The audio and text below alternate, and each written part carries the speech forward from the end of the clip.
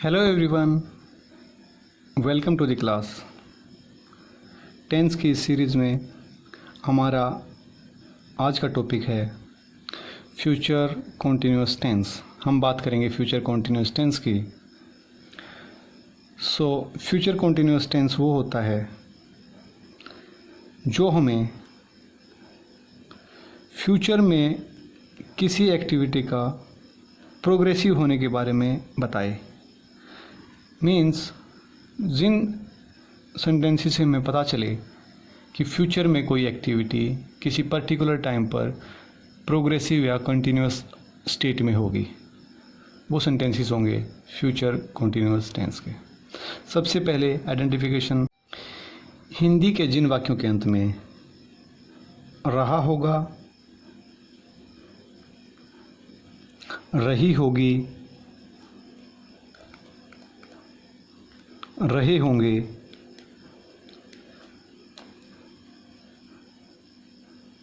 आदि शब्द आते हैं, वे वाक्य फ्यूचर कॉन्टिन्यूअस टेंस के होते हैं। देखते हैं कुछ एग्जाम्पल्स, जैसे राम स्कूल जा रहा होगा। हम बात कर रहे हैं फ्यूचर की। कल बताया था कि जिसके अंत में गा गे गी होते हैं वो फ्यूचर होता है, और उससे पहले वाला शब्द रहा है, मीन्स रहा जब भी होता है तो कॉन्टिन्यूअस टेंस होता है। वे फुटबॉल खेल रहे होंगे।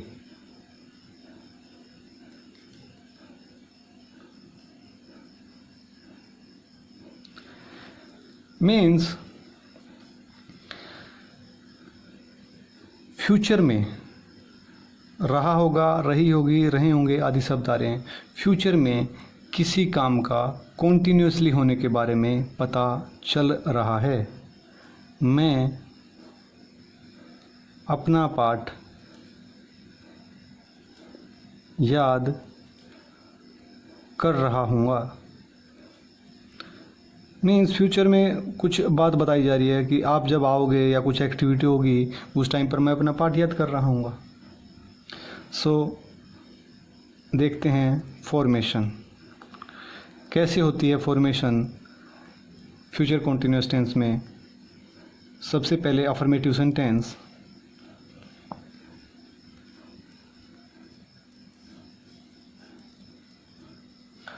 अफर्मेटिव सेंटेंस में हमारा जो फॉर्मेशन होगी वो होगी सब्जेक्ट प्लस विल या shall. After that we use additional helping verb that is be, और उसके बाद हम यूज़ करेंगे first form of the verb के साथ ING and object at the end full stop. मैंने आपको बताया था जब किसी सेंटेंस में शैल या विल का यूज़ हो उसके बाद हम first form of the verb use करते हैं। बट आपको ये भी बताया था कि कॉन्टिन्यूटी दिखाने के लिए first form of the verb के साथ आईएनजी यूज़ किया जाता है। तो मीन्स विल या शैल लेगा फर्स्ट फॉर्म, बट कॉन्टिन्यूटी लेगी फर्स्ट फॉर्म के साथ आईएनजी। इसके साथ हमें फर्स्ट फॉर्म लगाने के लिए एक एडिशनल हेल्पिंग वर्ब की ज़रूरत पड़ी, और वो है बी। मीन्स इसके साथ फर्स्ट फॉर्म आ गई और कॉन्टिन्यूटी के लिए फर्स्ट फॉर्म के साथ आईएनजी आया। दोनों कंडीशंस को पूरा करने के लिए हमें एक एडिशनल हेल्पिंग वर्ब की ज़रूरत पड़ी। ट्रांसलेट करते हैं ऊपर दिए हुए सेंटेंसेस को। राम स्कूल जा रहा होगा। राम सबको पता है शैल और विल का यूज़ कहाँ होगा। शैल यूज़ होता है फर्स्ट पर्सन के साथ, विल होगा second person and third person के साथ। राम किसी का नाम है, means that is a third person Ram, और उसके बाद हम यूज़ करेंगे विल बी फर्स्ट फॉर्म के साथ ING and after to scroll. वे फुटबॉल खेल रहे होंगे। वे प्लूरल सब्जेक्ट है, बट प्लूरल और सिंगुलर दोनों के लिए सेम यूज़ होता है। We will say they will be playing football. Next है मैं अपना पाठ याद कर रहा हूँगा। आई के साथ हम यूज़ करेंगे shall be learning my lesson. हम यहाँ पर आई के साथ विल भी यूज़ कर सकते हैं, बट दैट विल शो करेगा डिटर्मिनेशन। किसी काम का कंप्लीट होने के लिए डिटर्मिनेशन शो करेगा, मीन्स उसमें आई एक प्रोमिस कर रहा है कि मैं पक्का वो काम कर ही रहा हूँगा। यहाँ पर एक सिंपल फ्यूचर है कि फ्यूचर में एक्टिविटी हो रही होगी। सो इसके बाद देखते हैं नेगेटिव टाइप ऑफ सेंटेंस। जिन सेंटेंसेस में काम को कंप्लीट ना होने के बारे में बताया जाए, so we will use subject, after that helping verb, will और शैल। और आपको पता है नेगेटिव सेंटेंसेस में हम नॉट यूज़ करते हैं after first part of the helping verb. Helping verb का फर्स्ट फॉर्म है शैल या विल, उसके बाद हम यूज़ करेंगे not and after that be. और उसके बाद में यूज़ किया जाता है V1 के साथ ING and at the end object with a full stop. Ram school नहीं जा रहा होगा। राम स्कूल नहीं जा रहा होगा। Ram will not be going to school.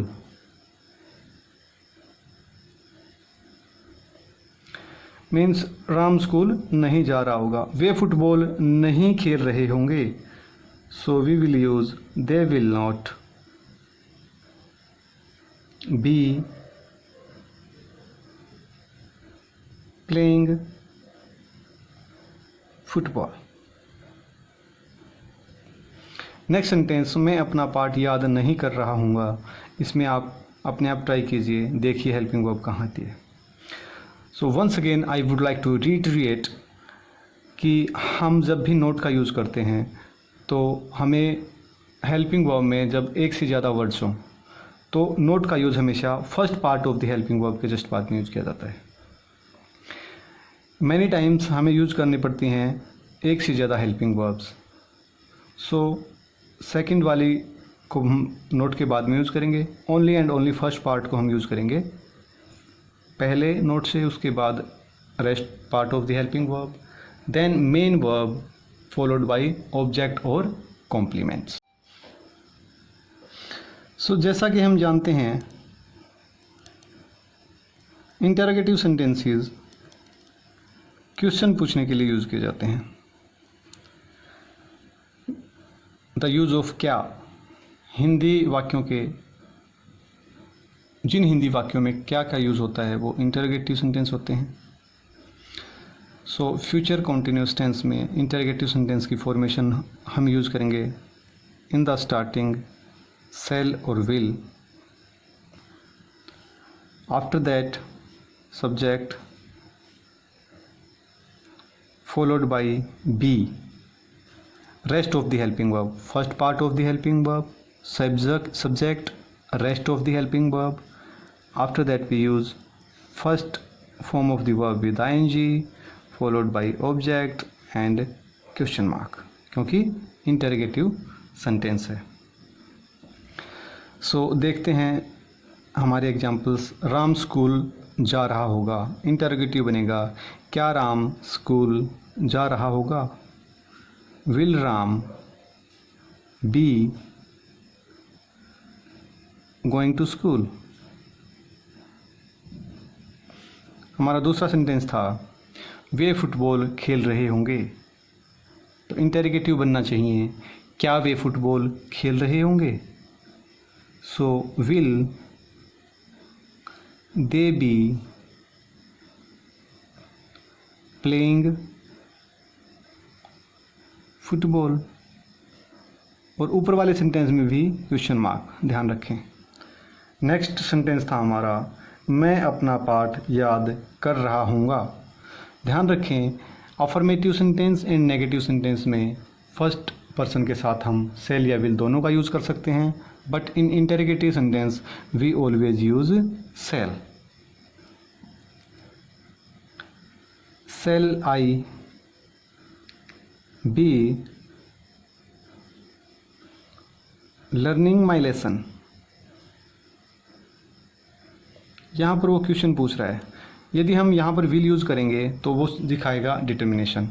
अब किसी सेंटेंस में सब्जेक्ट क्वेश्चन भी पूछ रहा है और डिटरमाइन भी हो सकता है, मीन्स वो किसी काम करने के लिए डिटरमाइंड है, दृढ़ निश्चय किया हुआ है कि मैं ये काम करूँगा ही करूँगा, तो फिर उसमें क्वेश्चन क्यों पूछेगा। मीन्स दोनों चीज़ें एक दूसरे के साथ नहीं आएंगी। So we always use shall in interrogative sentences. उसके बाद नेक्स्ट टाइप के सेंटेंसेस होते हैं इंटरोगेटिव नेगेटिव। जिन सेंटेंसेस में क्वेश्चन के साथ साथ नेगेटिविटी भी शो की जाए वो होते हैं इंटरोगेटिव नेगेटिव सेंटेंसेस। फॉर्मेशन होती है सेल प्लस विल, उसके बाद subject and then we use not. Not के बाद rest of the helping verb, after that main verb followed by object या फिर complements and at the end question mark. क्या Ram school नहीं जा रहा होगा? क्या राम स्कूल नहीं जा रहा होगा? Will Ram not be going to school? क्या वे फुटबॉल नहीं खेल रहे होंगे? क्या वे फुटबॉल नहीं खेल रहे होंगे? Will first part of the helping verb, subject, उसके बाद not, rest of the helping verb. Will they not be playing football. Next है क्या मैं अपना पाठ याद नहीं कर रहा हूँगा? क्या मैं अपना पाठ याद नहीं कर रहा हूँगा? Shall I not be learning my lesson? Question mark. So देखते हैं कुछ sentences of future continuous tense, translate करते हैं हिंदी टू इंग्लिश। हमारा पहला सेंटेंस है वह फल ला रहा होगा।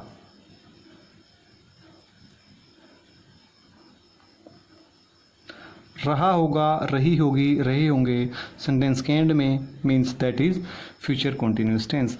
सबसे पहला हमारा स्टेप किसी भी टेंस को सीखने के लिए होता है उसकी आइडेंटिफिकेशन सीखना। यदि हमें आइडेंटिफिकेशन नहीं आती है तो उसको ट्रांसलेट करने में दिक्कत होगी। तो ध्यान रखें जिस टेंस के एंड में है रहा होगा, रही होगा, रहे होंगे आदि, वे होते हैं फ्यूचर कंटिन्यूअस टेंस के। तो हमारा फर्स्ट स्टेप क्लियर है, हमें पता चल गया।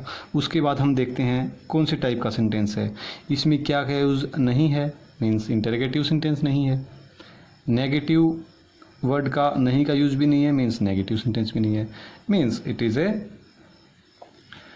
Affirmative sentence. और अफर्मेटिव सेंटेंस में हमारी फॉर्मेशन क्या होती है? Yes, that is subject plus shall और विल, दोनों में से एक, after that be, and then we use first form of the verb with I N G and at the end object. So हमारा यहाँ पर सब्जेक्ट है वह इज थर्ड पर्सन, उसके साथ हम यूज करेंगे विल।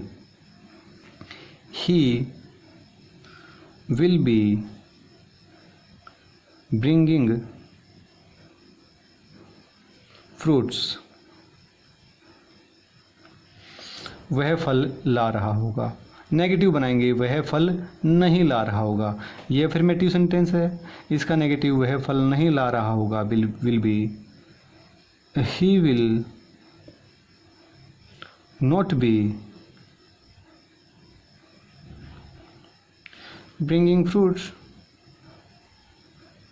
नोट का यूज होता है first part of the helping verb के बाद। इंटरोगेटिव सेंटेंस में हम यूज करेंगे स्टार्टिंग में हेल्पिंग वर्ब का first part, will he be bringing fruits,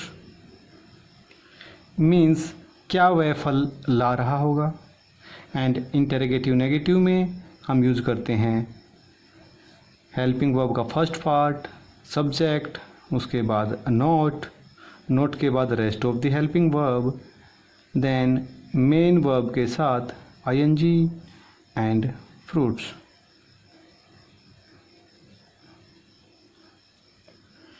So these were the sentences, all four type of sentences of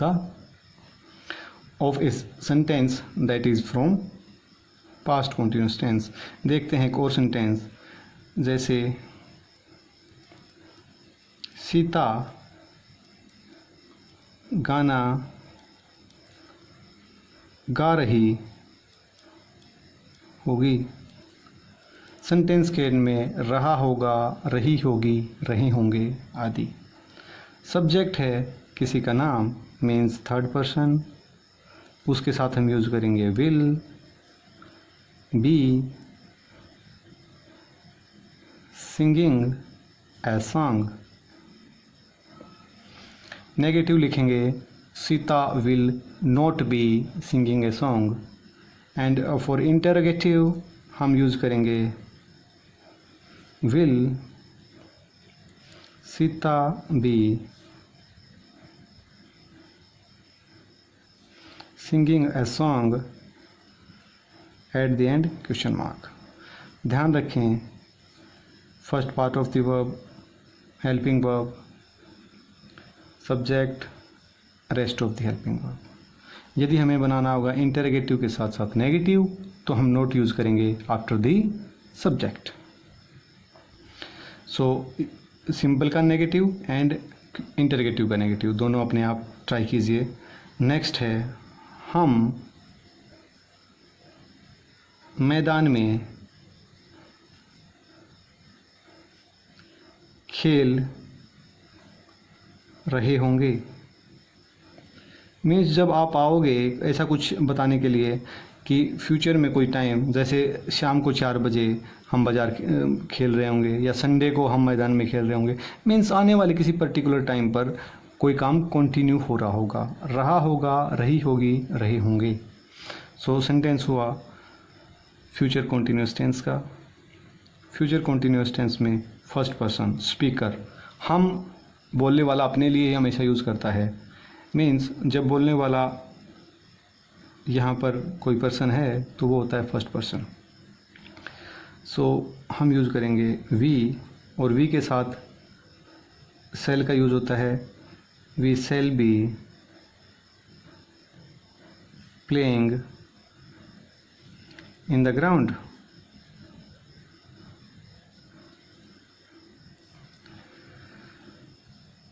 हमने यहाँ पर यूज़ किया है सेल का टू शो सिंपल फ्यूचर, और हमें यहाँ पर यूज़ करते हैं we will be playing in the. एक बार हम लिखते हैं सेंटेंस ये भी, we will be playing in the ground. Both of these sentences are correct, दोनों सेंटेंस सही हैं, बट ये हमारा यूज शो करता है सिंपल फ्यूचर को, और ये शो करता है डिटर्मिनेशन को। मीन्स जो सब्जेक्ट है वो ये काम करने के लिए प्री प्लान्ड है, वो ये काम करेगा ही करेगा। मीन्स जो एक्शन है ग्राउंड में खेलने का, he will be completing it for sure. यहाँ पर पॉसिबिलिटी है ना भी करे, बट यहाँ पर वो पक्का करेगा। So both sentences are correct, दोनों का मीनिंग अलग है। सो नेगेटिव में दोनों यूज़ कर सकते हैं, बट ध्यान रखें इन इंटरोगेटिव हम विल का यूज़ नहीं करेंगे विद फर्स्ट पर्सन। रीज़न आपको बता चुका हूँ। सो ट्राई करें rest of the sentences by yourself. Next sentence, वे बाजार जा रहे होंगे।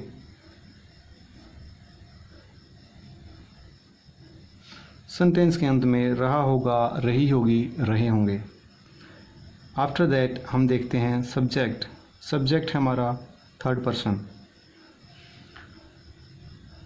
थर्ड पर्सन के साथ हमेशा यूज़ होता है विल, और उसके साथ भी आएगा क्योंकि हम सेल और विल के साथ फर्स्ट फॉर्म यूज़ करते हैं। आफ्टर दैट हमें यूज़ करना होगा first form of the verb के साथ आईएनजी, और first form of the verb with ING हमेशा कॉन्टीन्यूटी शो करती है। जब हमें कभी कॉन्टीन्यूटी शो करनी हो प्रेजेंट में, पास्ट में या फ्यूचर में, जब भी कहीं कॉन्टीन्यूअस टेंस में आ जाए उसके साथ हमेशा हमें आईएनजी का यूज़ करना ही करना पड़ेगा। So they will be going to market. Negative बनेगा they will not be going to market. Interrogative will they be going to market, and interrogative negative will they not be going to market। And ध्यान रखें interrogative sentences के end में हमेशा question mark आता है। So these were some of the sentences. Next part है homework. There are some sentences for homework. Try to translate all of these and check the level of your understanding. So once again I would like to reiterate, सबसे पहला हमारा step होता है tense को identify करना। सो सबसे पहले हम देखेंगे एट द एंड कौन सी वर्ड्स हैं, उसके बाद कंफर्म होगा हमारा टाइप ऑफ टेंस। नंबर 2 हमें आइडेंटिफाई करना होता है सब्जेक्ट को। हम देखेंगे कि नंबर 2 हम देखते हैं टाइप ऑफ सेंटेंस, अफर्मेटिव है, नेगेटिव है, इंटरोगेटिव या इंटरोगेटिव नेगेटिव। नंबर 3 हमें चेक करना होता है सब्जेक्ट। फ्यूचर कॉन्टिन्यूअस टेंस में हमें देखना होता है कि फर्स्ट पर्सन है या नहीं है। यदि फर्स्ट पर्सन है तो हम यूज़ करेंगे सेल और विल का, दोनों का यूज़ कर सकते हैं। विल का मीनिंग अलग होगा और सेल का अलग। नॉर्मली सिंपल फ्यूचर दिखाने के लिए सेल का यूज़ होता है।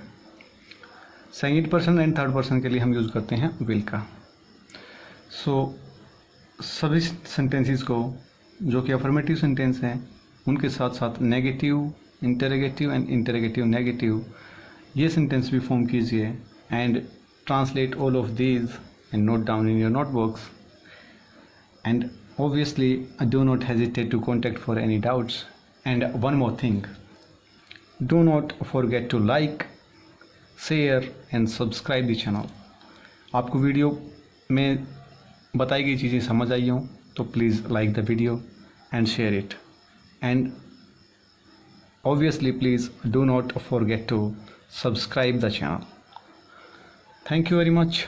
मिलते हैं नेक्स्ट क्लास में with next topic, next tense। By then, thank you very much।